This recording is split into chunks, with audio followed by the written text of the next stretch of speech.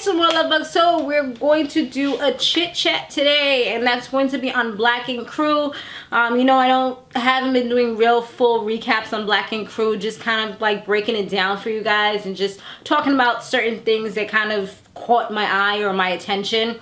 So anyways, Duchess, she's trying to get Ceasar on the same page with her. You know, she's trying to get this mansion or this dream house down in North Carolina. He's not really with it, but he's trying to compromise in order to make her happy. She brings on the waterworks, and he's just like, you know what, alright, so when we get married, we're gonna move down south. And even Teddy knows, like, yo, like, this is like a big change for you. Like, what is it that you want? Because everything that you're saying right now is things that Duchess wants, because, you know, that's family. He knows how his family is at the end of the day.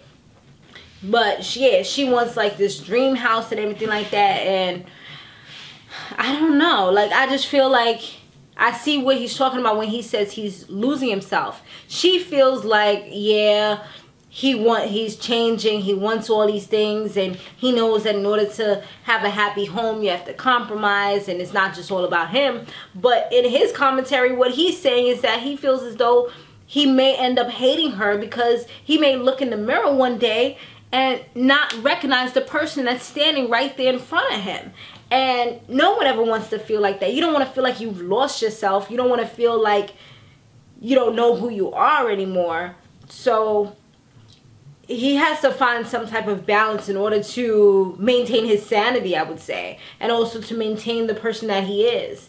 Yes, it's always good to improve and become a better person, and I do feel like in some ways she's helping to make him see something different, but he also has to be true to himself as well. So it's almost like he's doing more compromising than she is. She's doing little things, like she didn't go down south or whatever because she's there for him. But also at the end of the day, your business is here. This is what's making you money right now. You're famous for being at Black Ink. So there's a reason why Duchess is here, and it's not solely because of Ceasar. Alright, so what else happened? Ceasar, he met with Ned, and he officially declined to purchase 124 Inc. He's just like, right now he's focused on other things. And that's another thing too. His boys is like, wow. Walt is like, any other Ceasar would have grabbed or jumped at that opportunity to have another shop, and he kind of just let it go. I mean, to be honest, the area, you guys know I went there maybe like, what is that, like 2 years ago now? Like when it first opened up. It's a nice spot. The only thing is that it's really in the hood. Like there's nothing but people that are using drugs. And it's just like a really it's not a luxurious area in Harlem. It's not some place where you would say, oh, the luxury ink shop. No, because of the location. The location just completely F's it up. So Duchess, when she heard that he ain't bought a shop, of course she's gloating, she's happy. She's like, I'm happy that he didn't waste his money on this type of investment. I mean, I can't necessarily say that I'm mad at her for thinking that way, because once again, it just wasn't, it probably wouldn't have been a really good investment unless he's trying to make like little chain shops around so he can have money coming in from everywhere, and he really knows how to do it properly. Then maybe it could work. But as far as it being a luxury spot, nah, that dream would have been dead. When Sky, she's talking about her kids and how she knows everything they do via Facebook, but they don't even know who she is.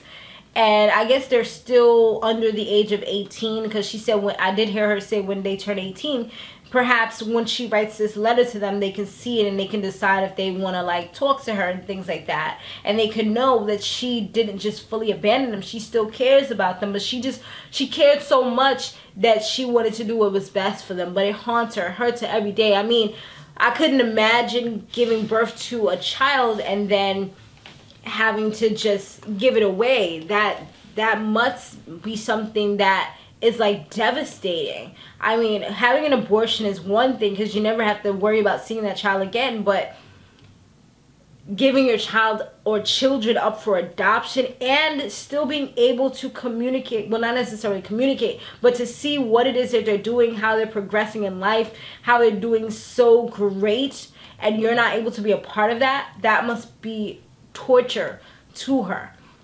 And just to it kind of makes you feel somewhat as a failure. But hopefully, I mean, I'm really hoping that she gets reunited with them. Even if she's not able to have the best type of relationship, at least they know that she cares. That would be a good step up. Ceasar, he wants to have a prenup. He talks to Teddy about it. And Teddy is just like, yo, like, that's a bad move. If that's the way you're thinking right now, like, I could do something to make her want to leave me. So we should get a prenup so that I can retain everything that I have and she won't take my shop or my money away from me. Then you're going in it for all the wrong reasons, and perhaps you should not get married. Right there, I feel like that was a total bogus type of statement. I see what he's talking about, and you know, you guys know I like to see both sides. I see what he's saying, because yes, that's kind of a effed up way to look at it, but in this day and age, you never know what people's true motives or intentions are. A lot of these women out here, not saying that she is, I'm not going to disrespect her and say that she is, but a lot of these women out here are gold diggers. Like, they just want to get with somebody who's successful, who's on top right now, and then once they find any little thing, that's it, they done. They taking everything that you have. So you definitely have to make sure that you protect yourself and protect what it is that you have. And what's wrong with going with what both of you have? You know what I'm saying? Especially if he already had something established, and time again, she's proved that she kind of wants to claim what it is that he built. We may not have gotten to see the whole story, but the story that I've seen, it looks like it was his. And I guess Puma helped as well, because they was real close in the beginning. And she kind of came on later on. That's what it seems like. And she was an employee. But yet, here all the time, she wants to say ours. This is us. Like, I mean, I know when you're in a marriage, what's mine is yours. But when you're celebrities, when you're in entertainment, when somebody has a significantly larger amount of money than the other, you do have to think about those things and think about the future. And just where you don't want to be at the end of the day. And if you're strong enough to, because I mean, she done called the cops, threw all his stuff out, all his sneakers and everything. What makes you think that she would not take his shop if he was to do something wrong? And I mean, the heart is willing, but the flesh is weak. Woo, child. So when he meets with Duchess to talk about the whole prenup situation that he got in his head, she just like literally laughs in his face like, are you serious? Like, you're funny.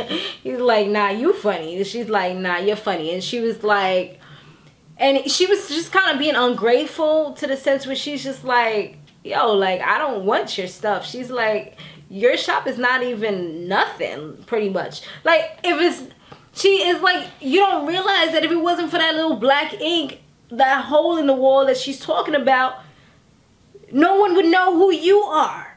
I mean, or maybe eventually. And he's like, yo, he was up late night, 7 hours, helping her to perfect her lines and things like that.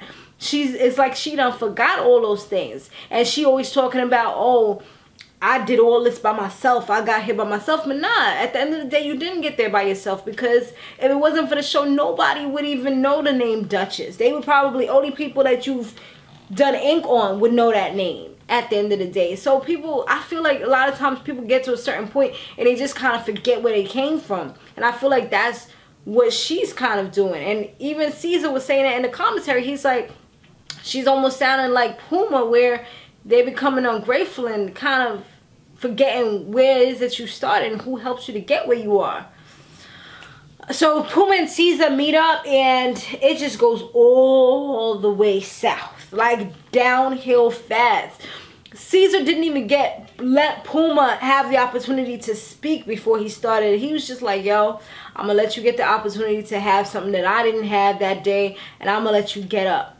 And then he just started swinging. I'm like, come on. At least dude done lost his wife. He done lost his child. He done lost his job. I mean, what's next? He gonna lose his show? His spot on the show? I mean, he done pretty much lost like everything. And this dude is trying to make him lose some more teeth. He don't even got all his teeth. He trying to make him lose that as well, or lose his eye or something. I'm like, dang, Ceasar, come on. You got to get out that hood mentality, especially if you're trying to be an entrepreneur, having shops all over the place in North Carolina. You don't want a record behind you beating people up and stuff like that. Y'all was friends before the fame, and that's what they fail to remember. You got to get back to where you started, and things just changed so fast. And that's the bad thing about a lot of time when people start from nothing, get to a certain point, they just lose sight of everything.